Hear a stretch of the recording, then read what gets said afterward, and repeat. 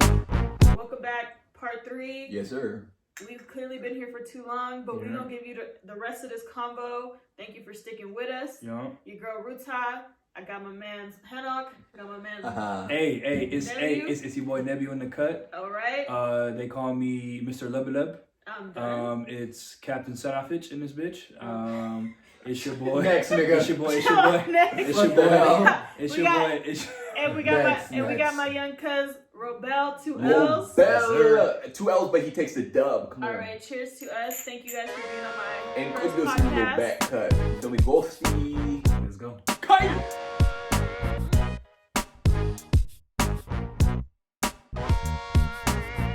What he thought. Well, who needs you? You fucking bang. It's okay. No. You asked a question about that. It's so good. You don't want to contribute that shit. So if you want to contribute necessarily, how about thinking some questions like directions? You want to take the conversation? Why do you have Habesha medication? Yeah. So you handle this. We won't bringing that back to Habesha dating, right? I think I hit on this earlier. Sure. Why? You know what I mean? I feel like I hit on this earlier in terms of like thinking Habesha men ain't shit. In terms of like that idea of resentment of like having an expectation of us. And it's not just right? Most of them don't have any dated at Habesha. That's Bobby. That's back to my point. Thank you. Bobby's onto some shit. Bobby's trying to start Speak your shit, Bobby. Speak it. Said best for Okay, us. can we cheers on that first? Because then maybe this will make us answer honestly. If you guys don't hit your shot down before you take it, cheers. Why do Habesha women think Habesha men ain't shit? That was like 4 We're questions. gonna have to fix this clip up, nigga. First and foremost, I don't think it's just Habesha men ain't shit. I think we have a problem with saying men in general ain't shit. Get out of here. I get my ass beat down. Well, I don't. Bro, how about His feelings hurt. I did. Oh my god. No. Y'all did on us specifically. Okay, that's different because we're Habesha. Exactly. We have a different relationship, so I can and you said earlier proximity. But I get it. Overall, we'd be like, men ain't shit. If the men around us are Habesha, it just turns into Habesha men ain't shit. Okay. But yeah, because y'all can't. I'm gonna say something that's a little bit controversial. I feel like a lot of the reason why we say Habesha men ain't shit is because we're talking about the Habesha dads that have done their wives grimy. And crickets. That shit. Keep going. Yeah, that shit hit. Crickets. Yeah, God. Crickets. Fuck. Hey, put the tit down. So again, I am part of the exception for sure because my dad is a phenomenal husband, and I have very little that I could criticize. Yeah, and like I kind of want to be like this thing in a lot of ways. So I think I'm part of it. I don't know if I could contribute a lot to this. That could be your lived experience as a man, but if you ever talk to your sister, if she sees it the same way, I think that would be a dope conversation for you to have with her. Yeah, because honestly, as someone who comes from the tent. Thank you. As someone who comes from a divorced family, right? For me, growing up in the Bay, and not just the Bay, because like obviously our communities are interconnected. We have family in all these different cities. I know way too many Habesha men that have left their families, right? It's like this joke that we all kind of laugh at all the time about the Habesha dads. Stop laughing. The Habesha dads that move back to Adi. Tell me not. You all are thinking of one specific person right now. It's hilarious because I have 13 niggas. I'm saying we all know. I'm one of the niggas. It's like I'm fed up. What the point is, right? We all know Habesha dads that have ran off on their wives, left the kids, whatever, have whole families in Adi or whatever the case is, just bum ass niggas, you know what I mean? Just didn't take care of their responsibilities, whatever.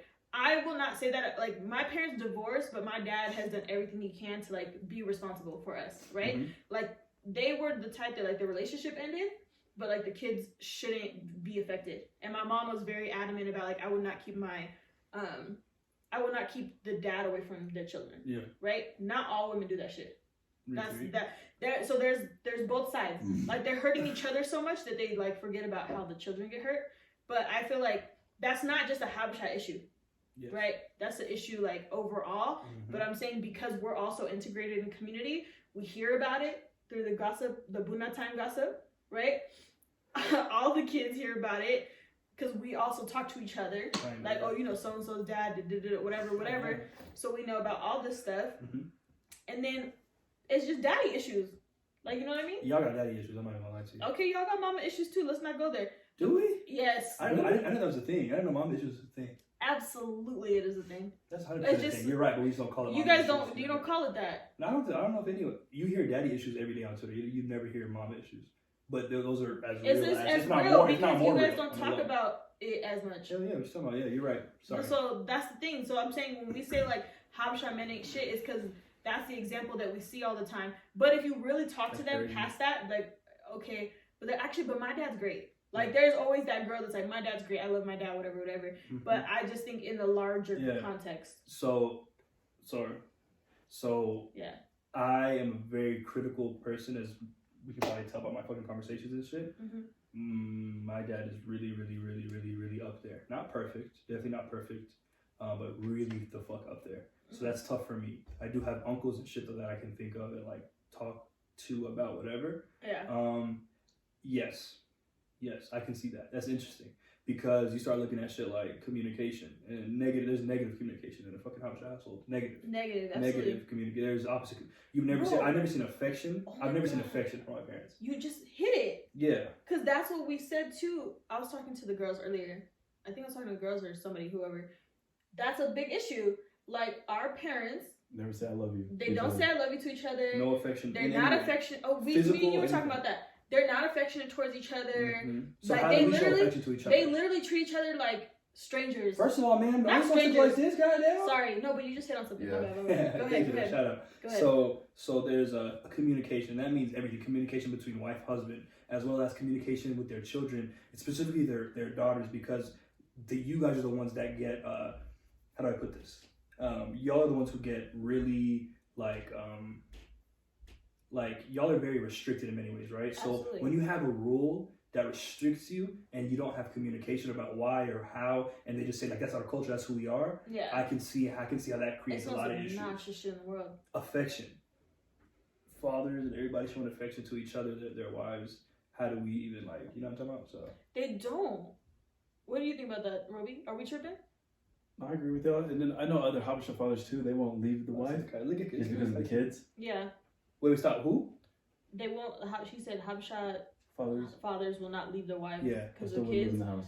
But have no relationship with mom. But you know, for me personally, I would say it's tough at times because being the child, right? You think in your head like, okay, well, my mom's showing me love, my dad's showing me love, right? But at the same time, they're not showing each other love. So essentially, that doesn't kind of make me happy, right? That my parents can't even show each other love, because then it's like, okay, what's next? Yeah. You know, like once I leave the house, right? Or I end up moving on with my life, you know, they're only gonna have each other. So it's just like, okay, what's gonna happen next between each other? I want to jump in there. Right? See, hey, I'm taking notes every time I want to say something so that I can let you finish. Okay, so that's fine. Good job. That's fine. But for me personally, I would just say one thing that's really worked out well for me is I have to communicate a lot with my parents, a lot. And what I have to do is, you know, sometimes it's just sit downs. It's literally sit downs, and it's like, hey, like, I shouldn't have to be sitting here with you, but we've come to the point where I have to sit here with you. That's crazy. And this is what it is. You're having an issue with this, you're having an issue with that. But at the end of the day, I know that you love me and that you want to fix the problem, not only just for me, but for yourselves as well, too. You're a real nigga for doing that, brother. That's wild. Yeah. For a kid to be in a marriage like that. I mean, I try. Yeah. Also to keep in mind, what was the original question again?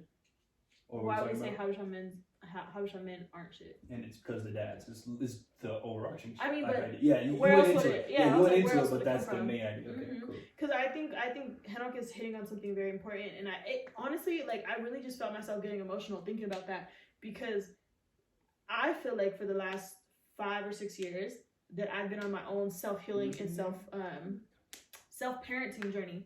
You know what I mean? Where like I have to reparent myself because my parents weren't able to parent me in a way that is like conducive to my like growth, right? Okay. And I say that because they also became parents without having their own childhood.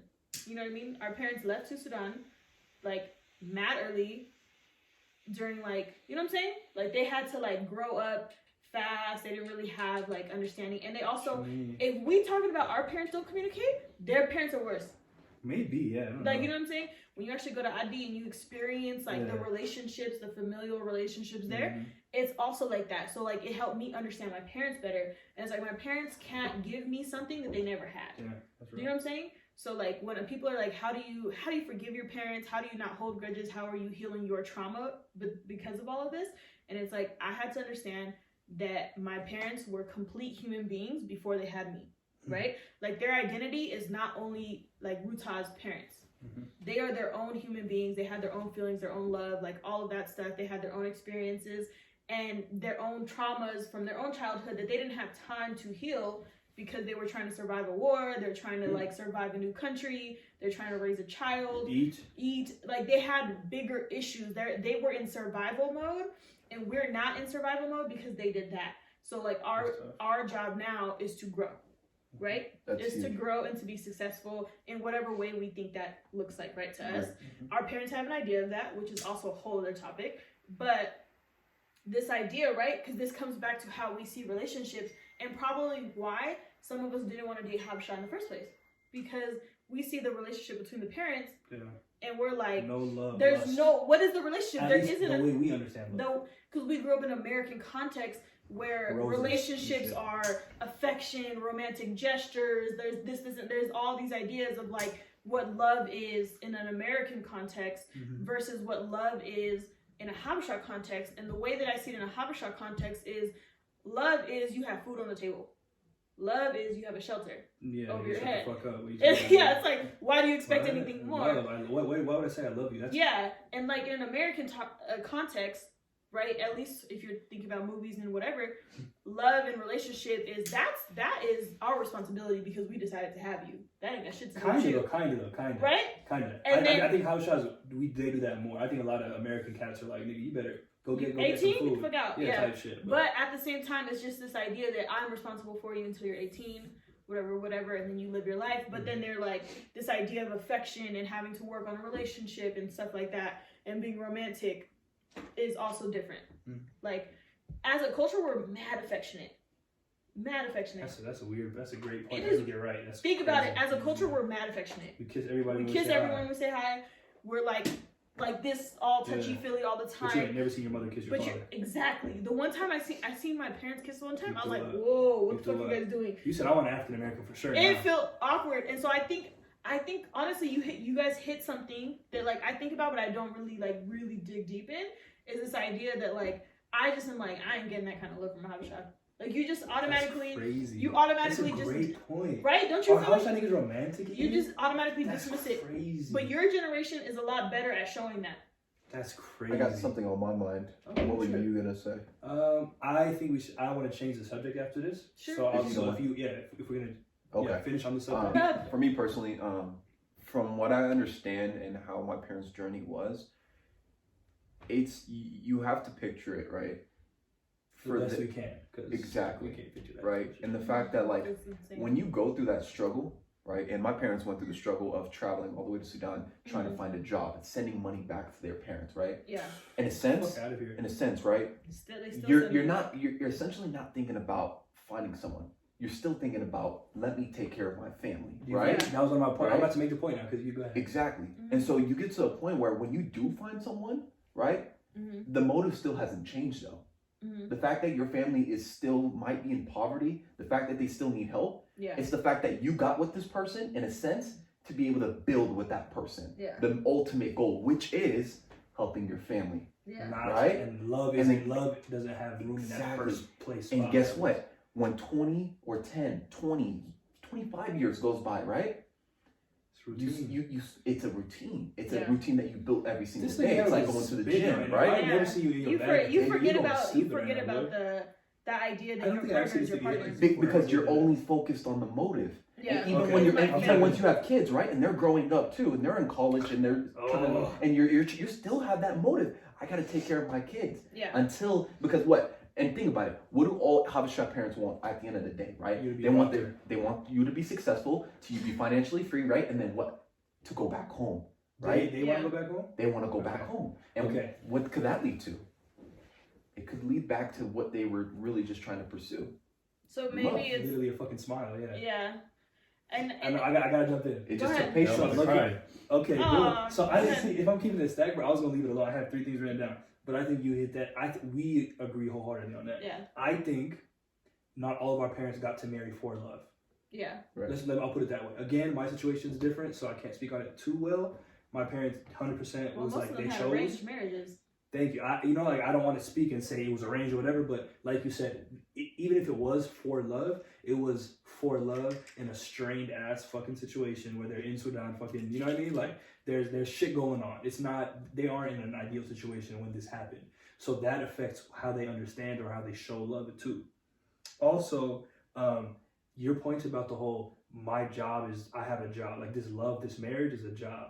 It's less, I'm sure, I know they all love you. You have to love someone. After 25 years, you have to love them. You might not be in love with them or whatever. You fuck with this nigga. You know what I mean? Yeah. Yes. Your lives are intertwined. So, if I'm keeping it a whole stack, nigga, if I'm keeping it a whole taquito with you motherfuckers, I've been peeping issues with Habesha couples, always talking about our parents, after the kids are gone. Or the kids are grown and don't need parents the same way we needed them yesterday. Mm-hmm. Because like you said, it's a job the whole way through. And once that job ends, then what? Because some of our parents are blessed enough to understand, one, to either marry for love, or two, understand that they have a life before us. But I can speak about my situation. I know myself and several of my aunts and shit like that, their job is to be a mother. Period. The end. They are, at least they look like, or say they're most fulfilled when they're being the mother, when they're doing that, cooking for us, doing whatever the fuck they're supposed to do, like they're fucking whatever was written down for them to fucking do, Mm-hmm. Our dads are, you know what I mean? Like their job is to, you know what I mean? I mean, if I'm being honest, some of you niggas are doing funny shit, like leave that alone. Mm-hmm. But as soon as we're grown, they don't have to be parents in the same, they can't if I'm being honest on some fucked up shit, if they can't use us as a crush necessarily anymore to be like, this is what my life is, if they can't point like, that's my life right there, is to get that nigga on his feet. Once you get on your feet, what the fuck is a parent who, you know what I mean, who's been on that grind mode their whole life? What does their life mean now? So then when you start thinking about things that are a little more existential, like love and shit, and that's where I've noticed, I see most issues, and no, it's not just a Habesha thing. A lot of white people, when the kids leave, but it's like, I think it hits with us. I think that's a great point. Well, that's a lot of affairs in general, because they're not getting. They didn't get to do love. They didn't get to feel like just their self, right? Like not responsible for other people. Mm-hmm. And so when you meet someone who makes you feel like you just get to be yourself and you get to envision this whole different life that you could have had if you weren't responsible for everyone, I can see why that's appealing to you. You know what I mean? Or why they leave the relationship and go off and do other things. But also out of obligation want to keep this facade of being married and have kids or whatever out of obligation. Yeah. But and we grow up in an American society looking at that and seeing that and understanding it through a very American paradigm. Yeah. So we eat that up. I never thought of it. That's a good point. If I'm being honest, I'm not convinced it's the case, but I could see it being the case that we see our parents not loving each other like the way that we think they should love each other, and we say, okay, I don't want that, so let me marry someone who's not Habesha. I don't think that's the case necessarily, but it could be. But it's on a subconscious, on a subconscious level. It's not even we're intentionally being like, fuck this nigga. But on a sub. And for me, I know for a fact I want a Habesha woman. I've always needed a black woman. Period. The end. Yeah. But I know now. I dated a girl who wasn't Habesha. After that, I was like, okay, I see why I want a Habesha girl. Mm-hmm. And my situation, my parents aren't necessarily affectionate the way I think they should be affectionate or whatever, but everything else, they knock that bitch out the park. Yeah. So I can see how that might affect the way I look at them. Like, okay, I want me a Habesha wife too. I can see that. And you see levels of it, and as I'm seeing my generation actually getting married, they're changing that image that I have, right? Because I'm seeing my peers. The young and you San Jose ass nigga, you know who the fuck I'm talking about? That couple. So wait, is that the new priest question? Nigga, Isaias or some shit like that, whatever his name is. Priest nigga. Oh, I know who you're talking about, but I don't. Them niggas make me fucking. You're fucking. Don't worry. I'm coming to fucking Matthew and Saba.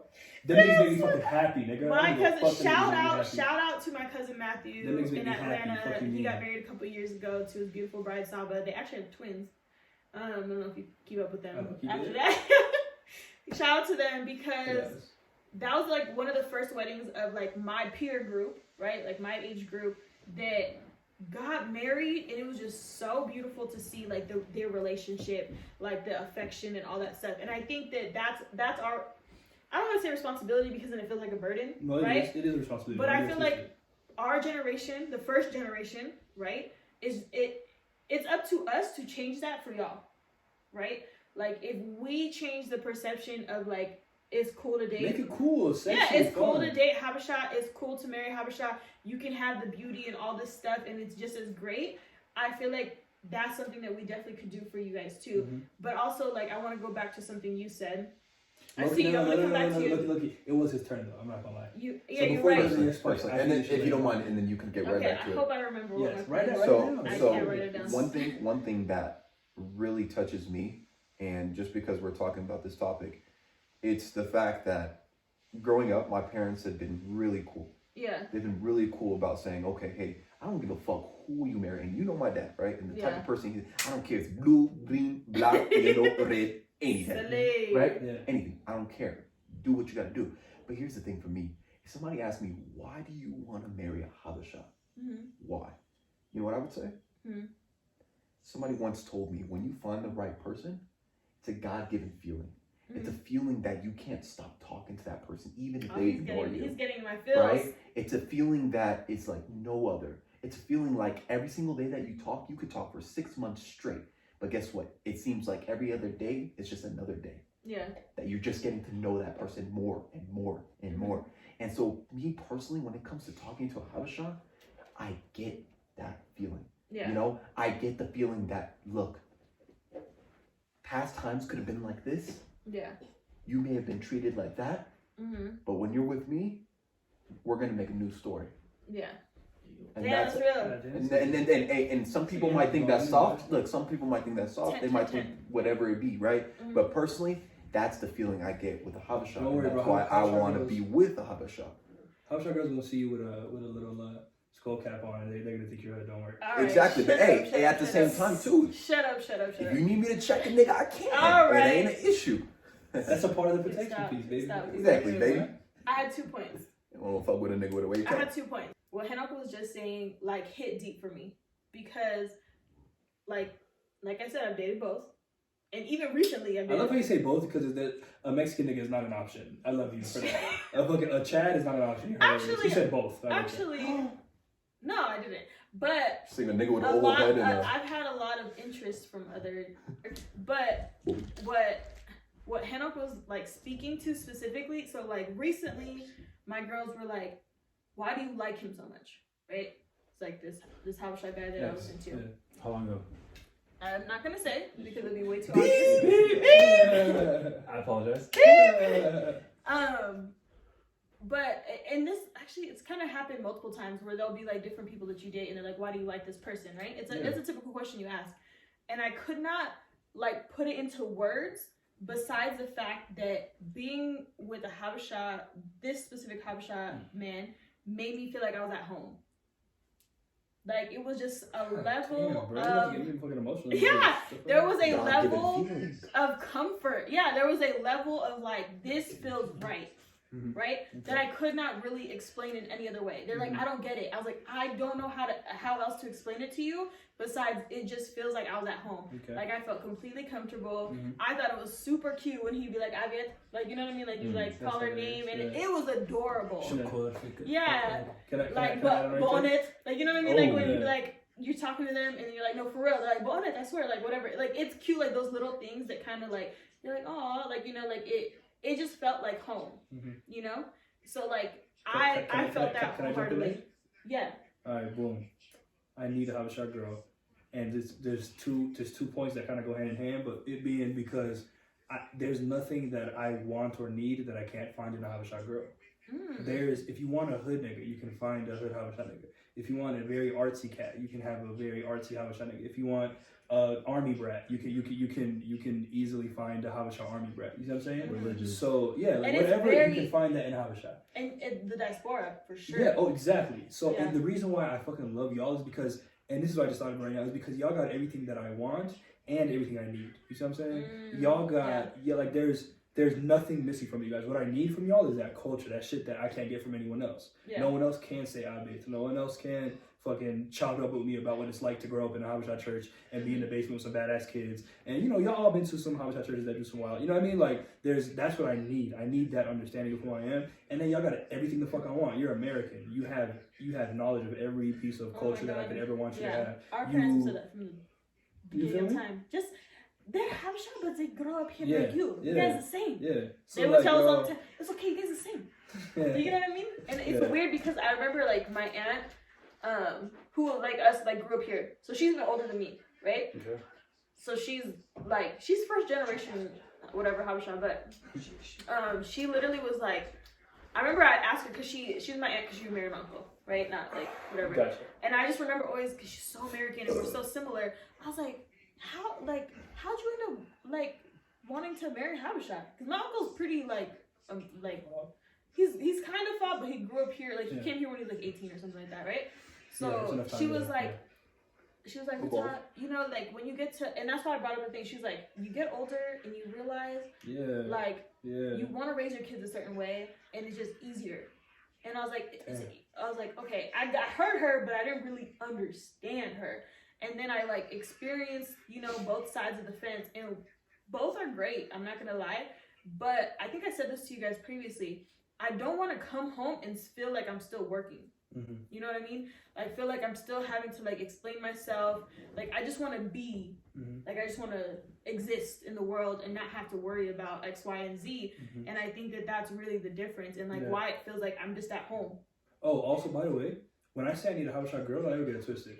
I don't mean I want you to have a parent that is from Ethiopia. No, I want you to know your culture. When I say I want a Habesha girl, I want a woman who knows. Yeah, I mean, you know, maybe not that far, but like, I need a woman who knows an Ethiopian language. I need a woman who fucking knows how to.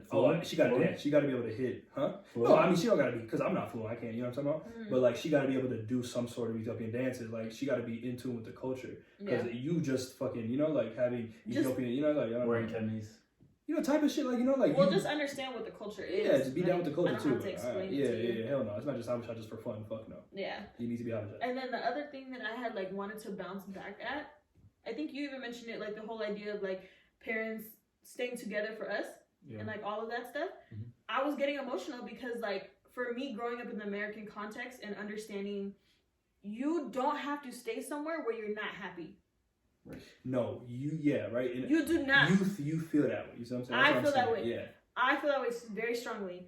Because I don't believe in divorce. If I get married, there's unless something crazy happens, I don't think I'm. Well, you know what I heard a pastor say actually? Oh shit.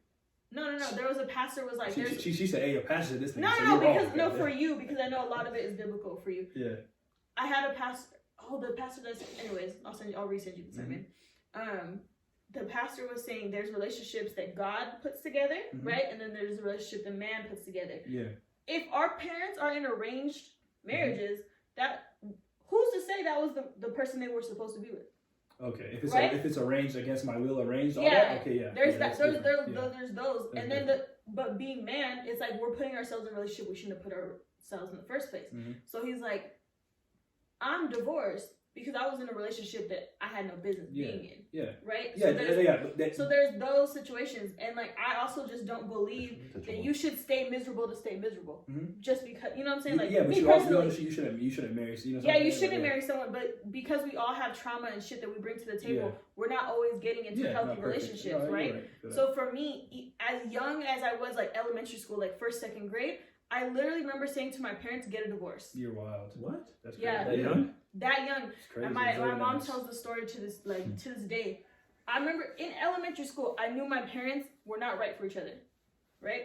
I was like, and I hope, you know, like, no one takes this offensively. It's just, for me, I was like, I'd rather you two live separately and be happy individually than to be together and stay together for us. Because then I feel guilty that you're staying in a relationship that you don't want to be in. Right? Like, I literally said this to my parents. I was like, and part of it was immature, right? When I was younger, it was immature because it was like shit. my cousin's parents were divorced, and I was like, when are we getting a stepmom? You know what I mean? You're fucking hilarious. I swear, this is just my honest to God That's some truth. kid shit. What you mean? That's some kid shit. It was some kid shit, but it was also true because I recognized that they weren't happy.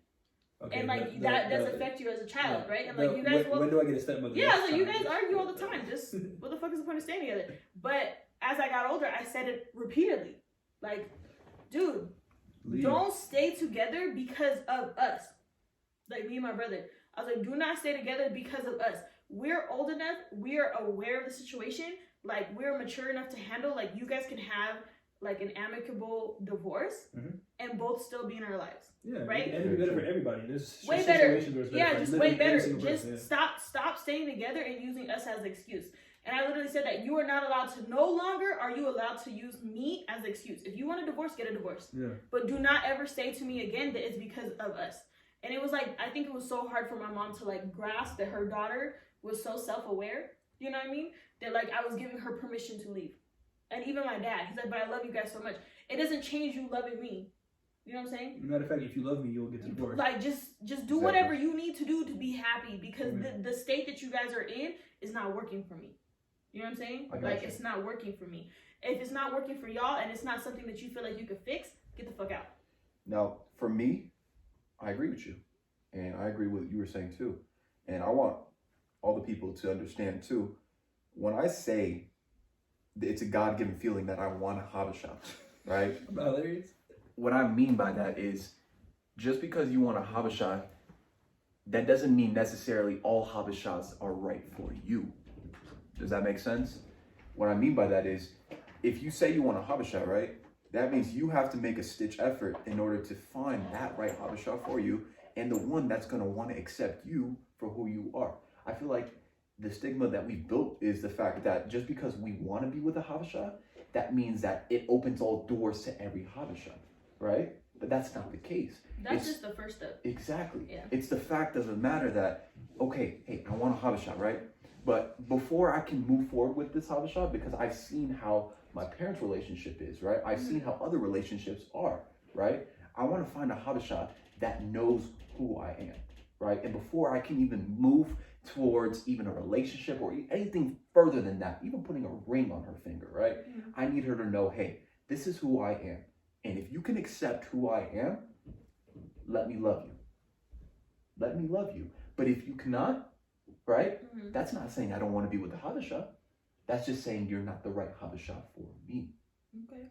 Period. Respect Period. You got anything to say? You look like you was looking like. This nigga Bob's, bro. Can I ask you? Should we all ask this nigga one question each or something? You know, bro, well, I want to ask you a question personally. Say okay, nigga. Yeah, I'll take some notes. Exactly. See, I'd like to ask you a question. Go ahead. Now, you say, obviously, going from, schools where you were with a lot of Caucasians, right, to finding out that you feel morally comfortable with Habeshas, right, and that you want to be with the Habesha, which is great. I love that. Now, here's the thing. Everybody wants to be with the Habesha for a specific reason, right? And I've explained my reason. It seems like you have as well, and Ruth has as well. I think I have. What's your reason? Why do you want to be with the Habesha? I mean, I think I did say something. Yeah. Because I said culture, of course. Yeah. Just being around, like going to the parties, you said. What else? Going back home, it's just easier. Talking to them, you don't gotta explain, like they're first graders. Training them. They know you. Yeah. Now, can I ask you a question? That's great, because that's literally your answer, which is awesome. Now, I feel like there's also a deeper sense into it besides just the culture, right? Because let's say you have a Habesha woman who she knows a little bit of Tigrinya, she knows a little bit of Amharic, right? Exactly. But let's just say she was born here, right? And so let's say she's a mix. Let's say her father's black and let's say her mother's Habesha, because we've seen those types of mixes. You also got to stop saying black and Habesha. African American. I think African American. Oh yeah. Go ahead. Yeah. Now what I'm saying is, African American at least. how does that touch on you? Like, now that I understand that you're looking for culture, like what's a deeper sense? You see what I'm saying? I want to know why. Why? Because guess what?